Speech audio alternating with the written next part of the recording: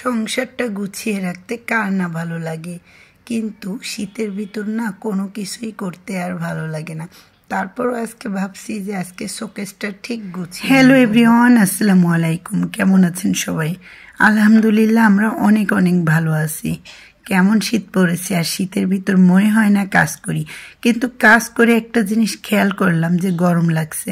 কারণ কাজ করতে করতে কিন্তু অনেকটা গরম লাগে, এটা কিন্তু সত্যি। আর কাজ করতে এনার্জিও পাওয়া যায়, কিন্তু শুয়ে থাকলে মনে হয় না যে কম্বলের নিচে। আর আমরা ভিডিও যারা করি তাদের জন্য কিন্তু একটা প্লাস পয়েন্ট আছে, সেটি হচ্ছে দেখেন আমার কিন্তু শোকেসটা গোছানো হয়ে যাচ্ছে, আর ভিডিও করে আপনাদের সাথে শেয়ারও করতে পারতেছি।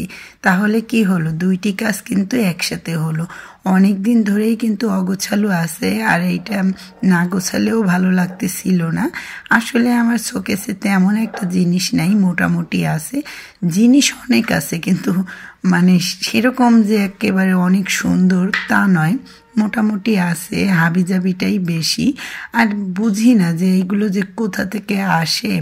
আর বের করি যখন, তখন আবার উলাট পালাট করে রাখা হয়ে যায়, এক এক সময় এক একজন রাখে, এই জন্য কিন্তু এলোমেলোটা বেশি হয়।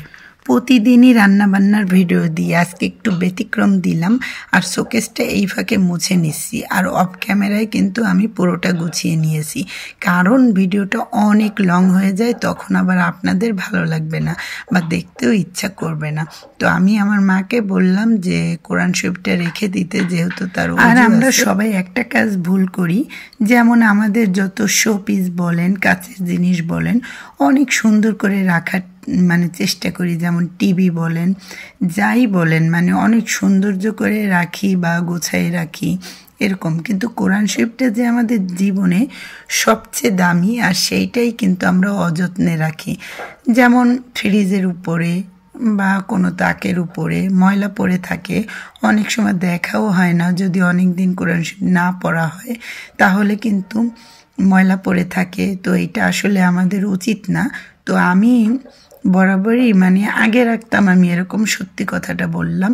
কিন্তু এখন যারা যারা আমার মতো ভুল করেছেন তারা এই ভুলটা করবেন না, কারণ কোরআন শরীফটা আমাদের ভালো জায়গায় রাখা উচিত। সেইটা হলো, যেমন শোকেসে সব জিনিস সাজাইছি, পাশে একটা কোণে যদি কোরআন শরীফ রাখি তাহলে কিন্তু খুব ভালো হয়, আর ভিতরে কিন্তু ময়লাটাও ঢুকতে পারে না।